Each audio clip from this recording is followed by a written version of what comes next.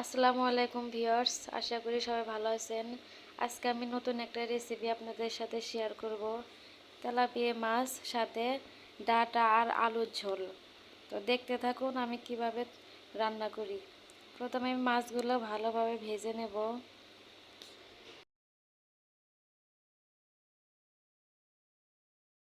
মাছগুলো ভালোভাবে ভেজে নেব। তাও মাছগুলো ভাজা শেষ, এবার আমি উঠিয়ে নেব। তো এই মাছ দিয়ে ডাঁটা রান্না করলে অনেক মজা হয়, আপনারাও বাড়িতে ট্রাই করবেন।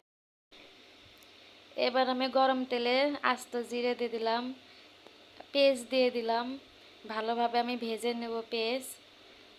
তো আস্তে আস্তে আমি সব মশলা দিয়ে দেব। প্রথমে আমি আদা ও রসুন বাটা দিয়ে দিলাম, এরপর হলুদ পরিমাণ মতো মরিচের গুঁড়ো দিয়ে দিলাম, পরিমাণ মতো লবণ, জিরের গুঁড়ো।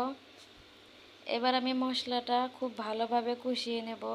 তো আমি হালকা পানি দিয়ে দিলাম। মশলাটা কষানোর জন্য হালকা আমি ঢেকে দেব। তো আমার মশলাটা কষানো হয়ে গেছে। এবার আমি তরকারি দিয়ে দেব। আগে থেকেই কেটে ভালোভাবে ধুয়ে রেখেছিলাম। তো আমি তরকারিটা এবার খুব ভালোভাবে কষিয়ে নেব।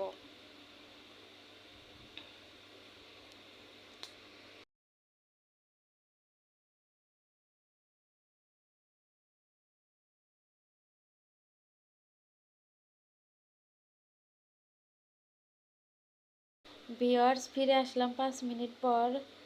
আমার তরকারিটা খুব ভালোভাবে কষানো হয়ে গেছে।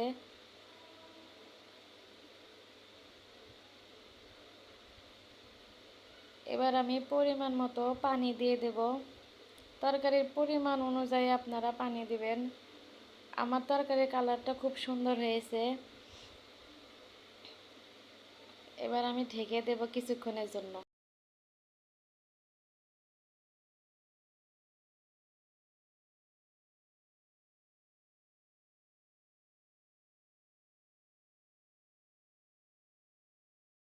কিছুক্ষণ পর আমি আবার ফিরে আসলাম।